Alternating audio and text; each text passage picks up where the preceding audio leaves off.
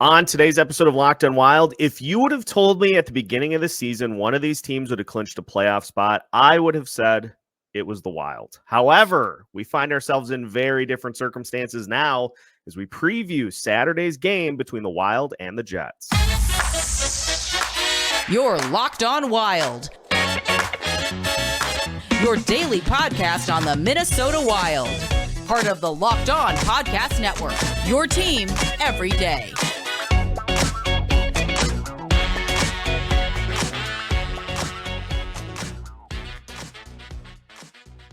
What is happening, everybody? Welcome into another episode of Locked on Wild, your daily Minnesota Wild podcast, part of the Locked On Podcast Network, your team every day.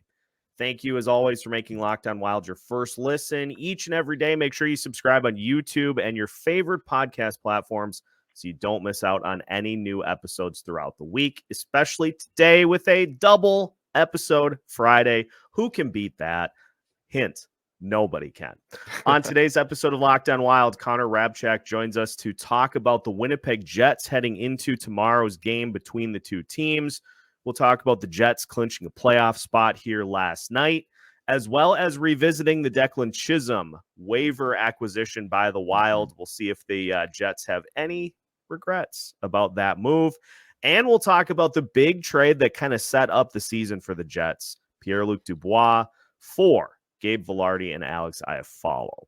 My name is Seth Topol, your daily Minnesota Wild insider, credentialed Wild media member, and we are joined today by Hrabchak, who is a contributor for the Hockey Writers. He also creates content for Winnipeg Sports Talk and is a co-host of the Level Flight podcast, talking all things Winnipeg Jets.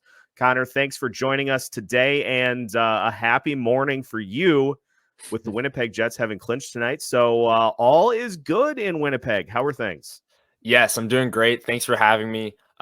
They just wrapped up a 5-game homestand, so that was a bit of a grind.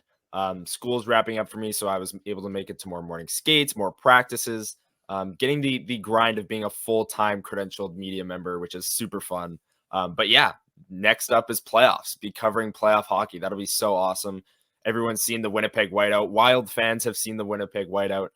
It's a crazy atmosphere, and I can't wait to be in that building. But yeah, let's talk Jets. I'm excited. Yeah, it's going to be a lot of fun. Honestly, if we go back even all the way to the start of the season, I'm gonna have to walk back a lot of takes this year because I was kind of setting the scene for the season and had put the Wild slightly ahead of the Jets in the Central Division standings, just because there was a lot of uncertainty there. We weren't sure at that point if Connor Hellebuyck and Mark Scheifele were going to re-up.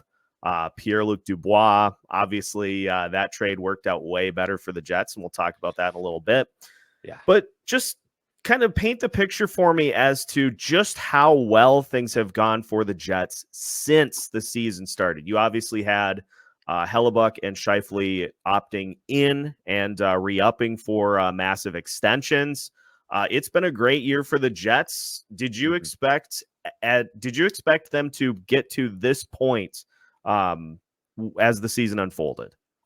I'd say before the Hellebuyck and Scheifele extensions, no, because like you said, there was that uncertainty.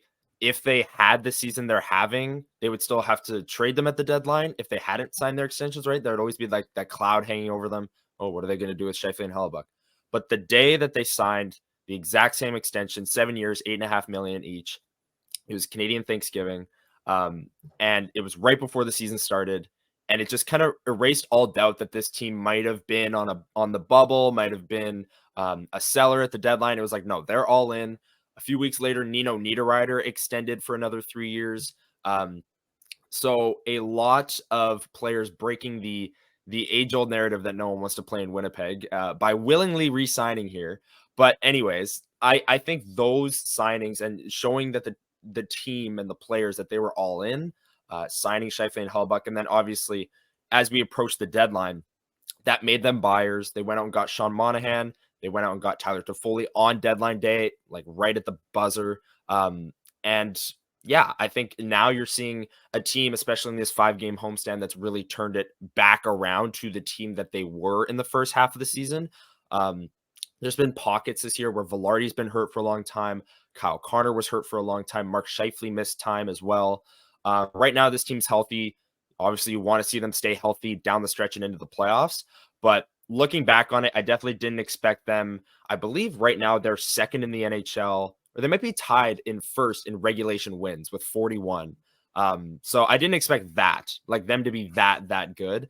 But yeah, Connor Hellebuyck's having another Vezina year. He's virtually a lock to win it. Everyone in Winnipeg knows how good of a goaltender he is. Outside of the market, not sure. I mean, it's Winnipeg. Like we kind of understand that. As media, like they don't get as much attention as maybe they should, or Connor Hellebuyck should, or anyone. But this whole time they've been playing outstanding. They've slid as of late ever since the All-Star break. It seems like every single year in Winnipeg, they slide right around the All-Star break and stumble into the playoffs. But there are real things that you can point to over this 5-game homestand that shows them getting back to the level that they were at earlier in the year, maybe even better now with the additions of Monahan and Toffoli. And sitting in fewest goals allowed amongst playoff teams. That is not nothing. 189 goals allowed on the season so far. So obviously you even look in the West. You've got, Colorado scores a ton of goals. Dallas scores a ton of goals. You even put, Vancouver and Edmonton in that position. Mm-hmm. And so is that just the crux of Winnipeg Jets hockey this year? Is that for all these teams that can come out and really light you up, that the Winnipeg Jets are just going to limit your chances and are going to try to make it as miserable as possible for you offensively? Yeah, Jets fans in Winnipeg are hoping that the saying defense wins championships comes true, because that is their MO. That's Rick Bowness's style. There are a lot of times this year where it's pretty evident that they're trying to win games 2-1 or 3-2. Just based off the way they're playing safe. They're getting pucks deep, to use the cliche of all cliches in hockey. But no, like the Jets genuinely do that. And then they just forecheck you into oblivion. They back check really hard when they're playing well and when they're sticking to their structure, as Rick Bowness says. But yeah, they're a great defensive team. That is what has slid as of late. They've relied a little bit too much on Connor Hellebuyck. But they recently switched up their D pairing, switched up their forward pairings. And when Connor and Scheifele aren't playing together on that top line, as a team, they're better defensively. And it's showed. And Connor Hellebuyck, again, he's the best goalie in the league, at least this season. So anytime that defensive structure that has been fantastic, anytime it breaks down, you've got him waiting there to stop the puck. But yeah, that's been their MO this year, trying to win games 2-1 or 3-2 and just grind their opponent down and play good defensive hockey. That's how Rick Bowness likes it. And it's why Adam Lowry has been such a big key factor in the Jets' success this year. Let's talk a little bit about Rick Bowness, because obviously at the end of last season, kind of put the roster on blast, and that it just was not good enough. How impressive has his coaching job been this season and really getting everybody to buy in? I know recently there was, I think it was a 5 or 6-0 loss, in which he was asked after the game, and he said, look, we're the players are going to police themselves to get to where we need to go. I was actually pretty impressed at just how candid he was in saying, we don't really need to light anybody up after a game like that. This is a team that should just kind of police themselves. So how good of a job has Bowness done in getting this roster to this point, considering kind of where they ended the season last year? I think he's done a great job, especially in the structure aspect that I just mentioned, like this whole defensive style that they play, kind of catering to Connor Hellebuyck, playing into their strengths of having an elite goaltender. That I think is really good. The X's and O's part. As of late, since the All-Star break, there's been a lot of deployment question marks.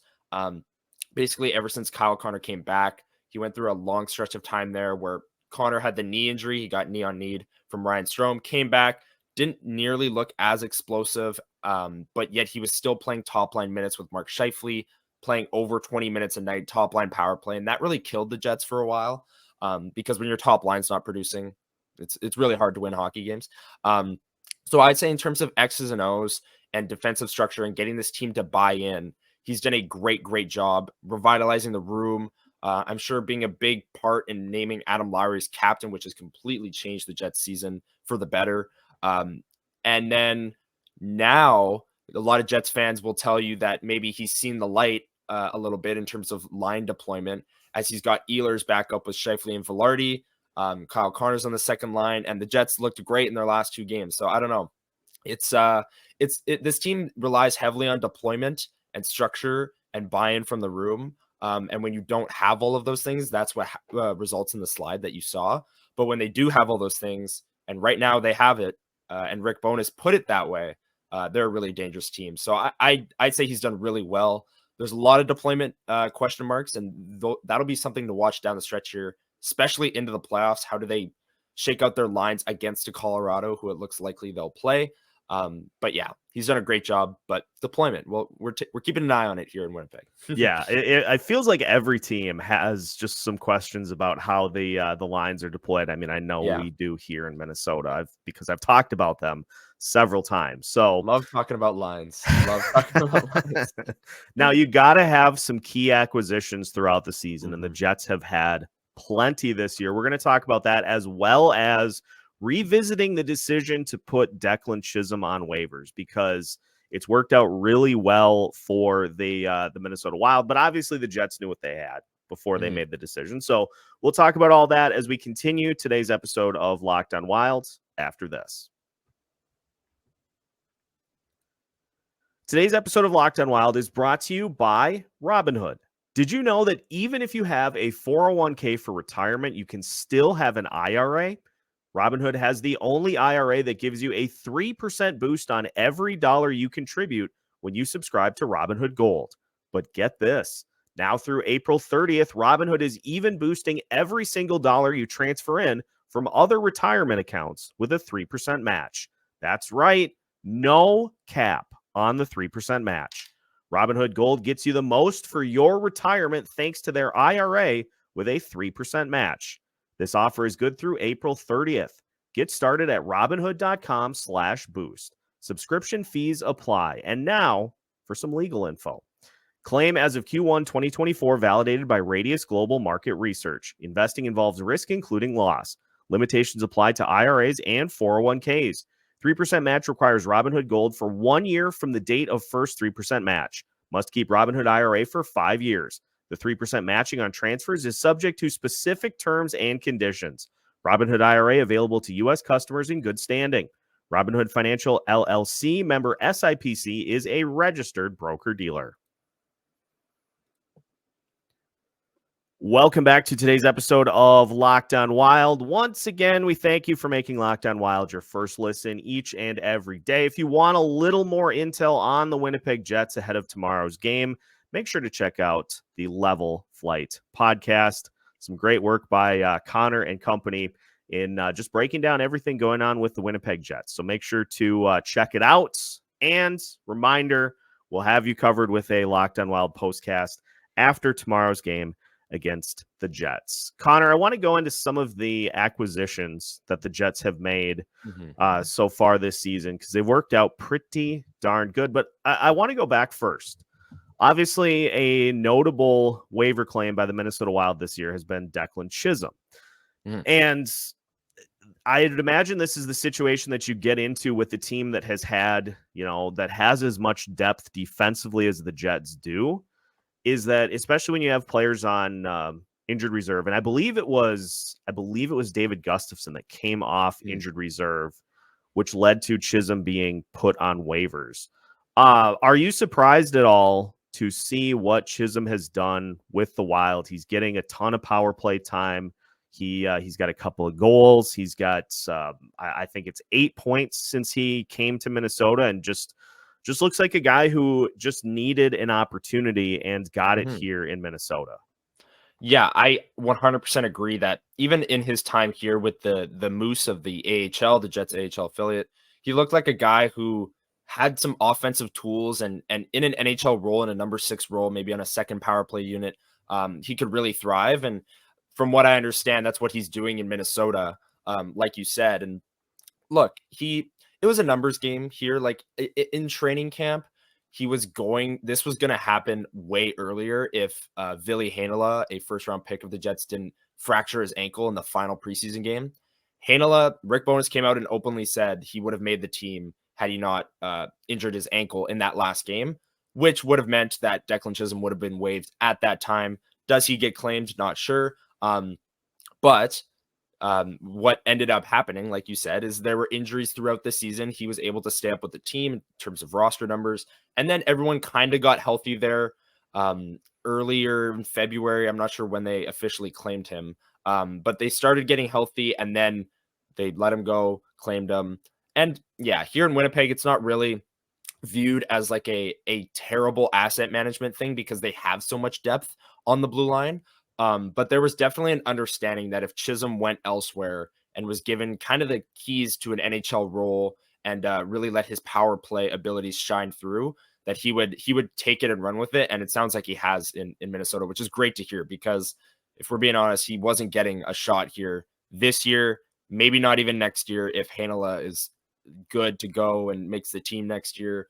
They got a lot of pending UFAs on the blue line, but I'm sure they'll bring a good handful of those guys back. So it's nice to hear he's getting a chance and doing well with it, because in Winnipeg, it just didn't look like it was going to happen for him. And then, yeah, the numbers game, everyone got healthy and he was the guy to go. Yeah, you're spot on with what he has done since he came here. I mean, he had up until recently been getting number one power play time on the defenseman. He juggled with Brock Faber, and I think honestly that was more so just trying to get a different look for that unit. And he is probably the fifth defenseman.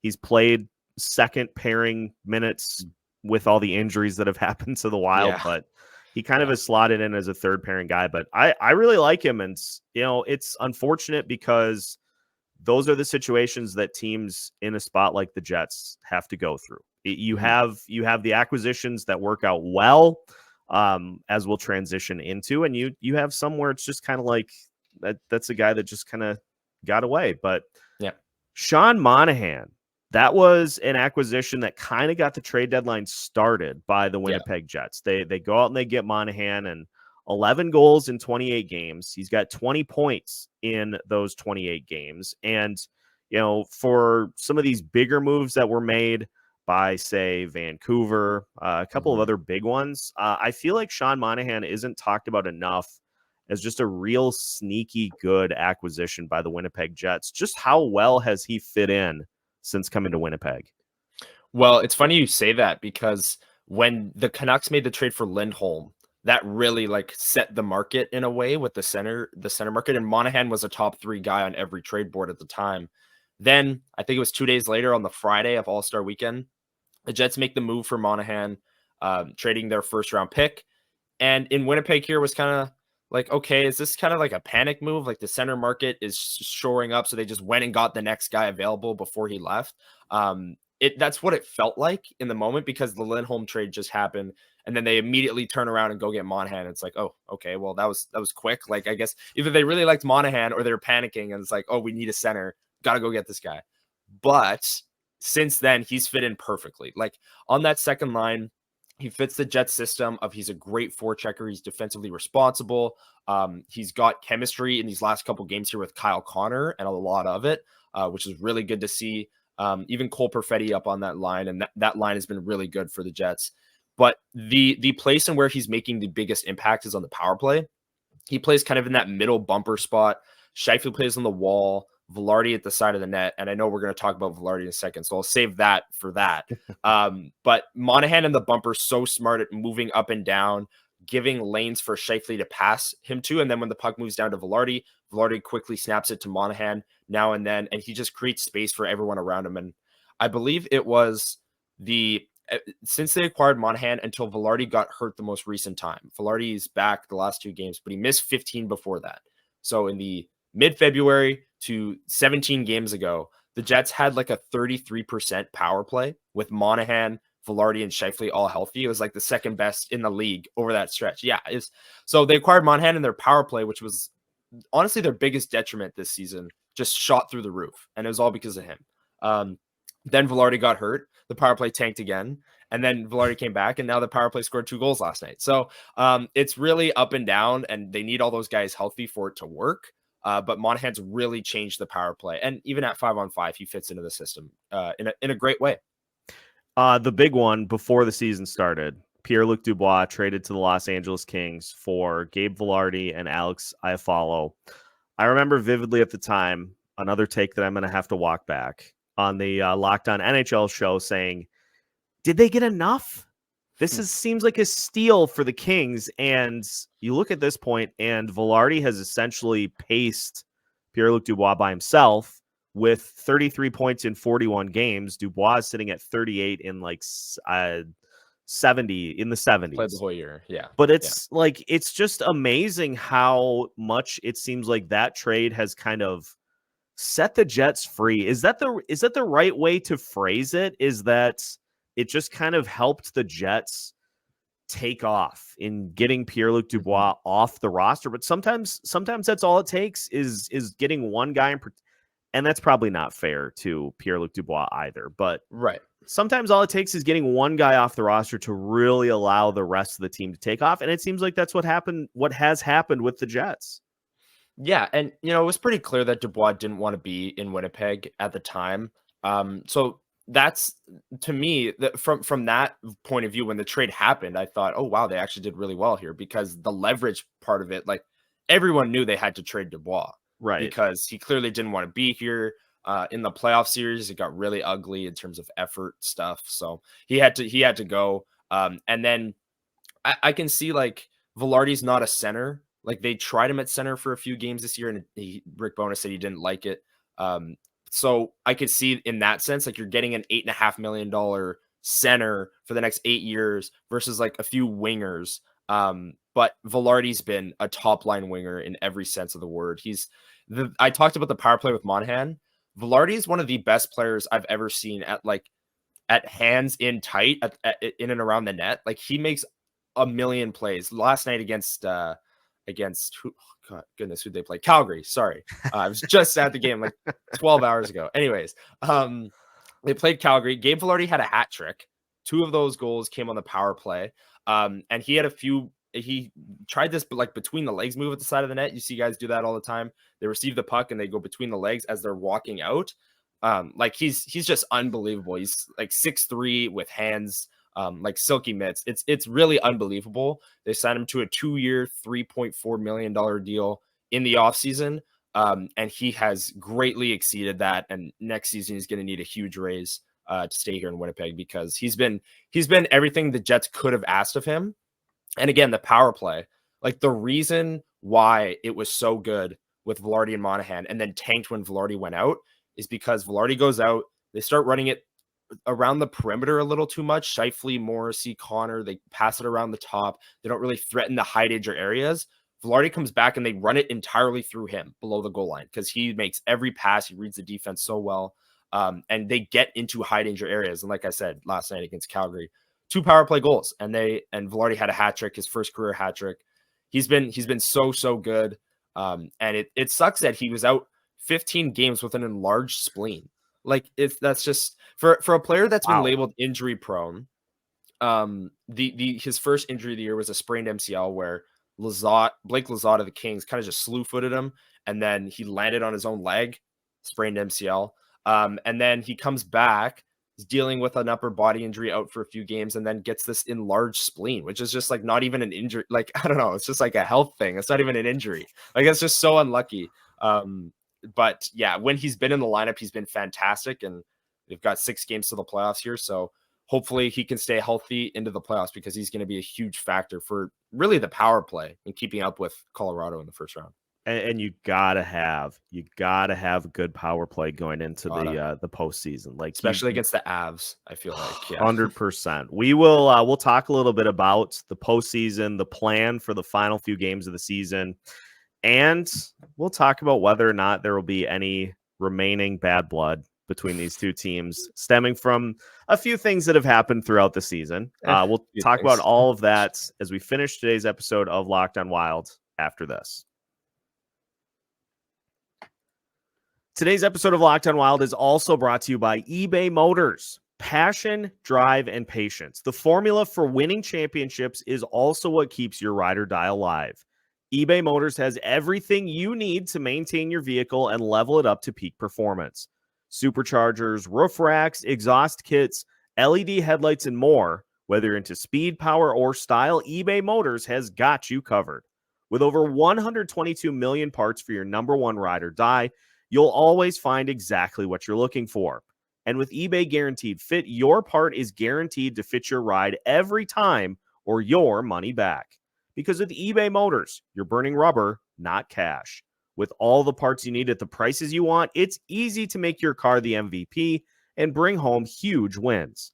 Keep your ride or die alive at ebaymotors.com. Eligible items only. Exclusions apply. eBay Guaranteed Fit only available for U.S. customers.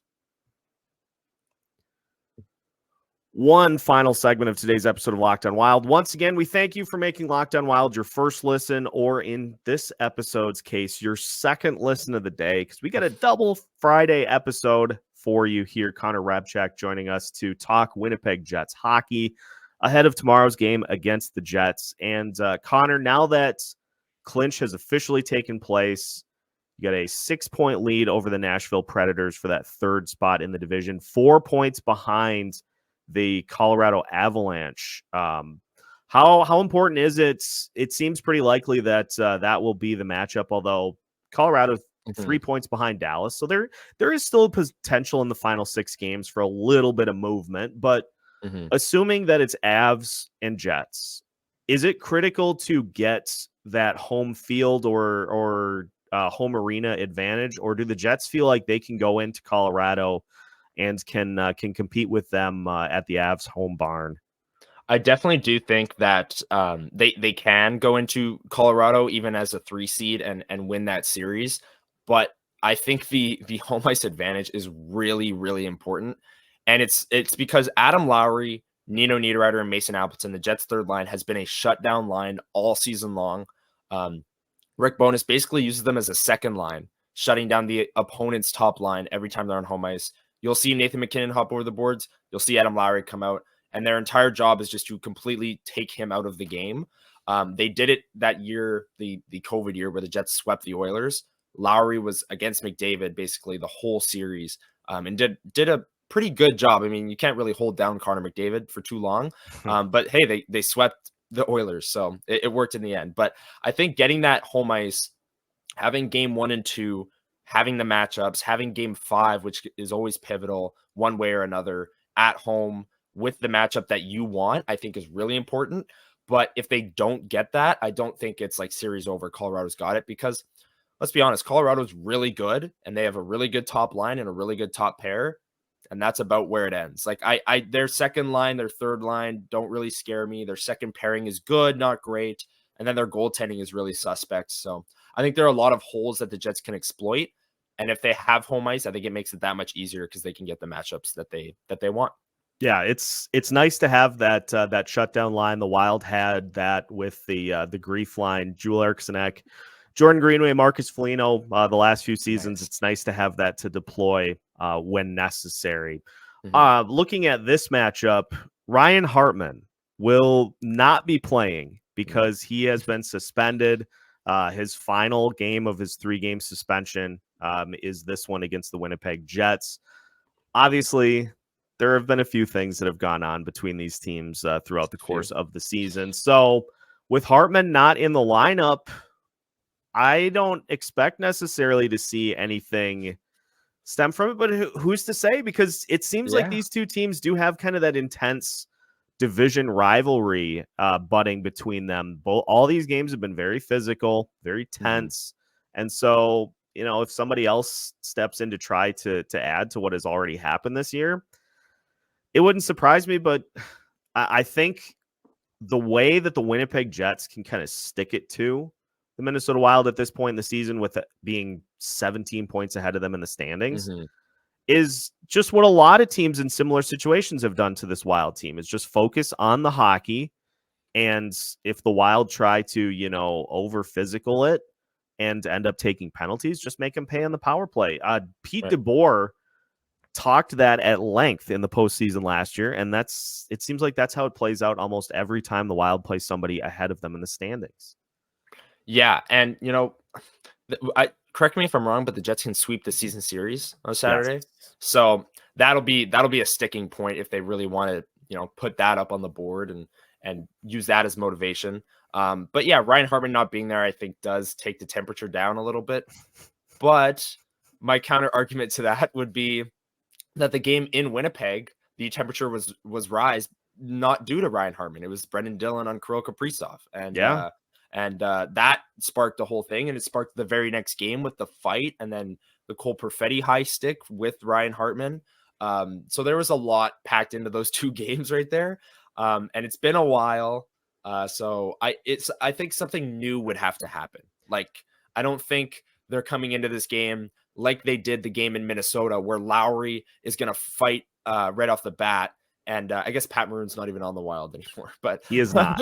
Right. So I was going to say fights Pat Maroon, but I was like, wait, he's not. Yeah. Yeah. If you, I don't think that's going to happen. It's not going to be a fight. This is not Devils Rangers where it's a line brawl right off the bat. I hope not. As cool as that would be. But yeah, I think something new would have to happen for the temperature to rise. And I think that that's possible, but the Jets, I think, won't maybe be the ones to do it. They're really focused on getting their game back. They've got 6 games here. They can catch the Avs as the 2 seed. These are big 2 points. First game of a 4-game road trip, all against Central Division opponents. So I wrote that this is like a great playoff primer for them. These next 4 games, they'll play Minnesota, big rival, Nashville, in a playoff spot, Dallas and Colorado all on the road. So This is going to tell us a lot about the Jets and where they're at in their season. And I think they have a chance to prove that they're among the contenders in the West. So I think it all starts Saturday, and you'll see them stay out of it. I might look dumb if people are listening to this back and there's something dirty happened, but I think they're gonna play intense, but they're gonna focus on getting their game right, because to be honest, it hasn't been there since February. Yeah, that's a great take. And I will add to it too, Marcus Foligno shut down for the season. So Foligno will not be there to be able to do anything. So not having Hartman, not having Foligno really does limit your options as to who's gonna drop the gloves. Brandon Duhaime, one of my guys, he was traded at the deadline. Connor Dewar was traded at the deadline. Pat Maroon was traded at the deadline.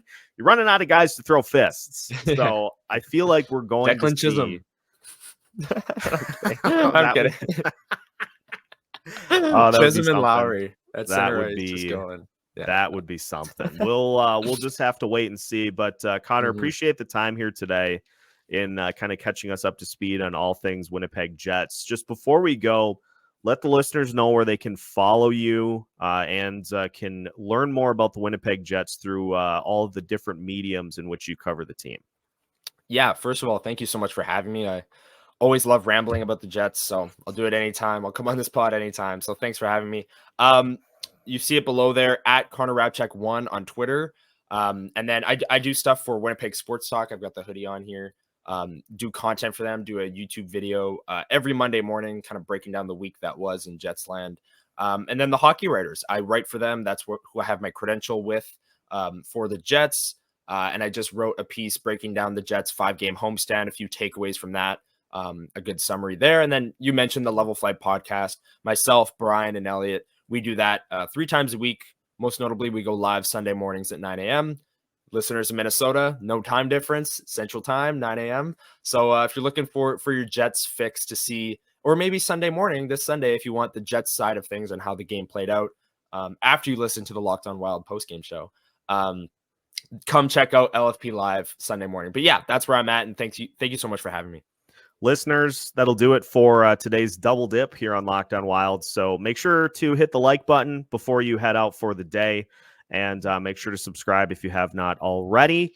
We got you covered for the game. We'll be there at the X. We'll have you covered with the postcast afterwards. And as mentioned, you can check out the Level Flight podcast live. If something does go down, you're going to be double covered between Saturday night to Sunday morning. So make sure to check it out. And you can find all of Locked On Wild's wide array of content, live shows, post games, pre-game previews, and coverage during the game. We got you covered at Locked On Wild. We have new episodes for you every Monday through Friday as part of the Locked On Podcast Network.